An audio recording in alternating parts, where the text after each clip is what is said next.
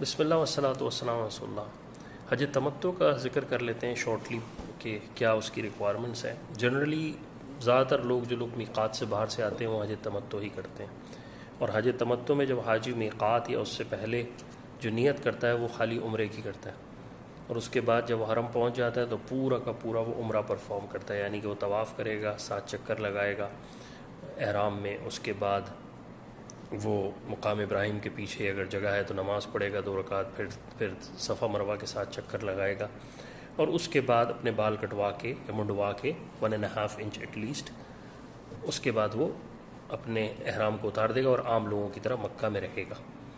اور اس کے بعد جب حج کے ایام، خاص ایام شروع ہو جائیں گے، یعنی 8 ذی الحج سے وہ منا، پھر حج کا احرام پہنے گا، مکہ کے اندر جہاں وہ موجود ہے وہاں سے احرام پہنے گا، نیا احرام پہن کے لبیک پڑھ کے وہ پروسیڈ کرے گا اور منا پہنچے گا۔ منا میں 5 نمازیں پڑھے گا، ظہر، عصر، مغرب، عشاء اور دوسرے دن کی فجر۔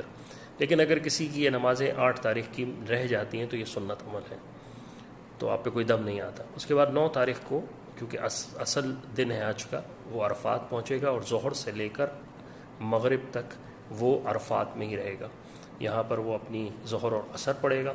مسافر کا مسئلہ الگ اور مقیم کا مسئلہ الگ ایز پر حنفی فقہ، باقی دوسرے ائمہ کی اپنی رائے ہوں گی۔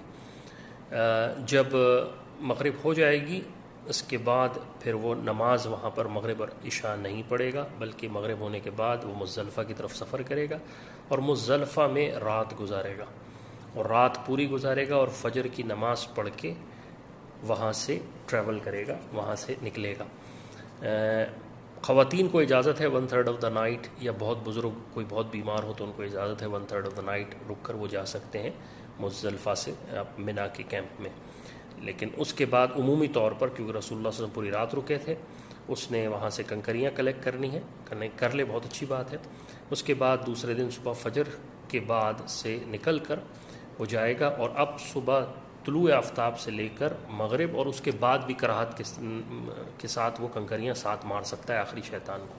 جب اس نے کنکریاں مار لیں تو اب اس نے جو ہے قربانی کرنی ہے، اپنے بال منڈوانے، اور پھر طواف زیارہ کرنا ہے، اور پھر سعی کرنی ہے، اور پھر اگلے 2 دن مکہ منا میں رہنا ہے، اور اپنی کنکریاں 7 ہر شیطان کو مارنی ہے۔